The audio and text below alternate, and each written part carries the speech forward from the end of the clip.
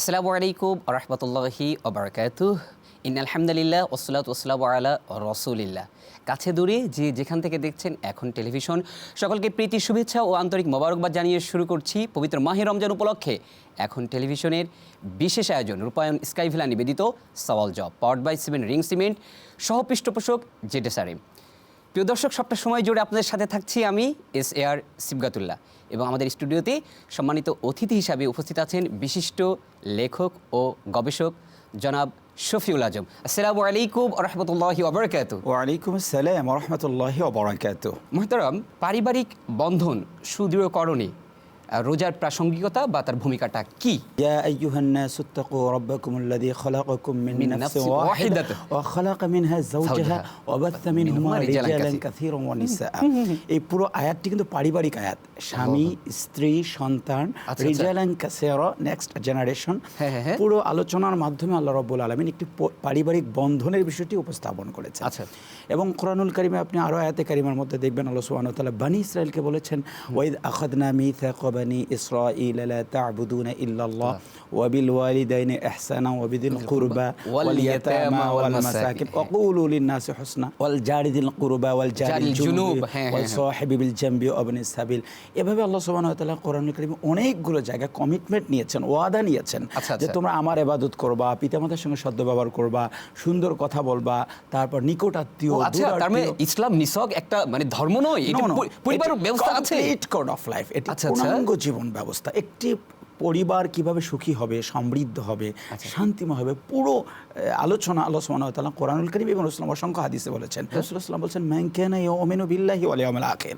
তোমাদের মধ্যে যেই ব্যক্তি আল্লাহর উপর বিশ্বাস করে এবং আখিরাতের উপর বিশ্বাস করে তাদের জন্য রাসূলুল্লাহ বলেছেন ফালইউহসিন ইলা জারি।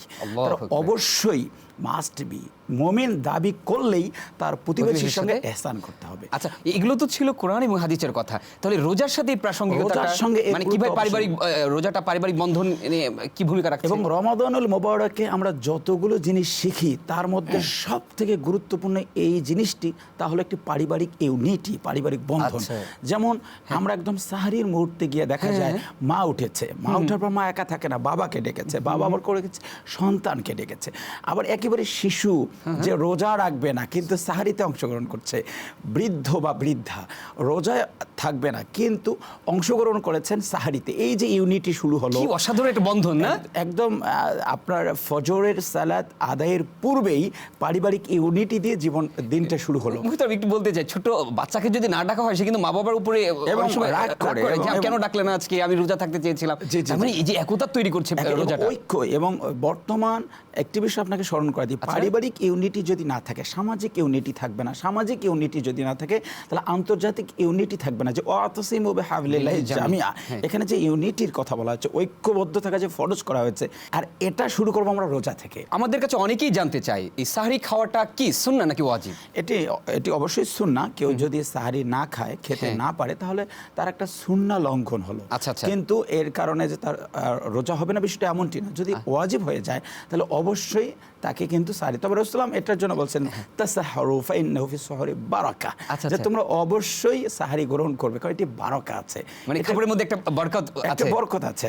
বলেও কিন্তু আমাদের দেশে পরিচিত যে বরকতময় সাহরি, সুতরাং এটি বরকত আছে, কিন্তু এটি ওয়াজিব পর্যায়ে না, এটি সুন্নাহ। কেউ যদি, অনেকে এটা জানতে চায় যে ঘুমের কারণে সে উঠতে পারেনি, তাহলে সাহরি খেতে পারলো না, রোজার কোনো সাহরির কোনো প্রয়োজনীয়তা নেই। তিনি শুধু নিয়ত করবেন যে আমি আজকে রোজা পালন করছি, তাহলে তার সাহরি আর খেতে হবে না। সাহরি ছাড়াই তিনি কন্টিনিউ করবেন, একদম ইফতার করবেন, কোনো সমস্যা নেই। আচ্ছা, তার মানে হচ্ছে সাহরির সাথে রোজার সম্পর্কটা না, সম্পর্ক আছে কিন্তু এটি ওয়াজিব বা আবশ্যক লেভেলে না, এটি সুন্নাহ পর্যায়ে। যদি কেউ এটা অংশগ্রহণ করতে নাও পারে তবু তার সিয়ামটা হয়ে যাবে, কিন্তু ওয়াজিব লঙ্ঘন হলে তখন তো তার সাওমগুলো পালন হচ্ছে না। আচ্ছা, এই বিষয়গুলোতে আরও শুনবো বিরতির পরে।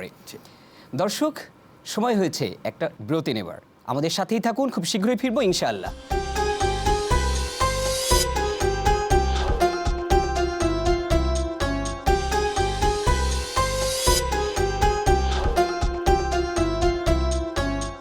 বিরতির পর স্বাগত আরও একবার। দেখছেন রূপায়ণ স্কাইভিলা নিবেদিত সওয়াল জব পাওয়ার্ড বাই 7 রিং সিমেন্ট, সহ পৃষ্ঠপোষক জেডএসআরএম।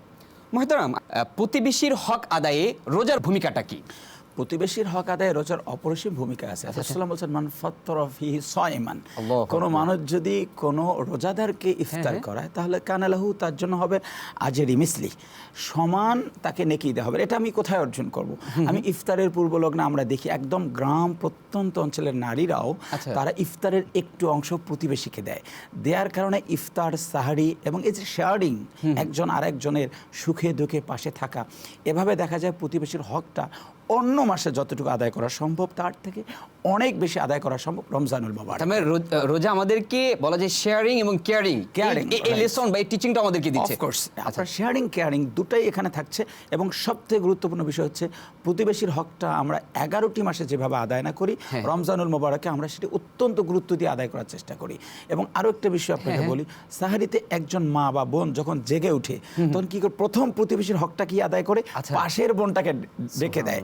এই যে প্রতিবেশীর হক, এটাও এবাদতে সম্পৃক্ত করা তো একটা আমি হক। হ্যাঁ অবশ্যই, আমি আপনার মাধ্যমে দর্শক শ্রোতাদেরকে বলতে চাই, আমাদের অতিথি বলছিলেন যে আপনি যখন সাহারিতে উঠবেন তখন আপনি আপনার পাশের বাসার মানুষটিকে একটু ডেকে দিন। আমাদের এই শহরের জীবনে, ঢাকার জীবনে এক ফ্ল্যাটের সাথে আরেক ফ্ল্যাটের যে সম্পর্ক থাকে না, রোজা কিন্তু সেই শিক্ষাটা দিচ্ছে না, রোজা একতার শিক্ষা দিচ্ছে। আমাদের অতিথি এমনই বলছেন। জি প্লিজ একটু ক্যারি অন করবেন। হ্যাঁ, এই জন্য আমরা প্রতিবেশীকে ডেকে দিব, তার সুখে দুঃখে পাশে দাঁড়াবো।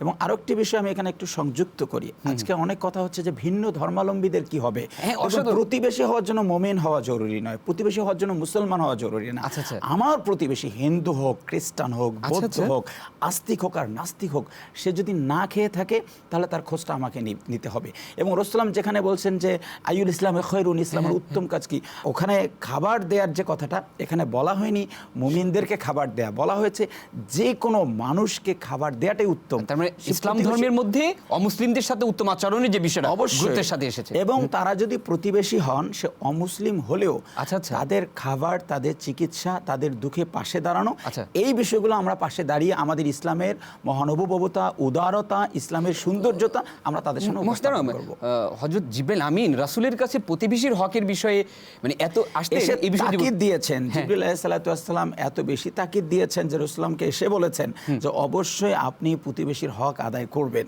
এবং রাসূল ভয় পেতেন যে তার সম্পত্তিতে ওয়ারিশ বানিয়ে। ওয়ারিশ বানিয়ে দেওয়া হয় কিনা, যেখানে Right, right. ওয়ারিশ শুধু নিজের। আচ্ছা, একটা ছোট্ট একটা প্রশ্ন নিব, যে থ্যাংক ইউ, আমরা প্রতিবেশী বিষয় নিয়ে কথা বলছিলাম।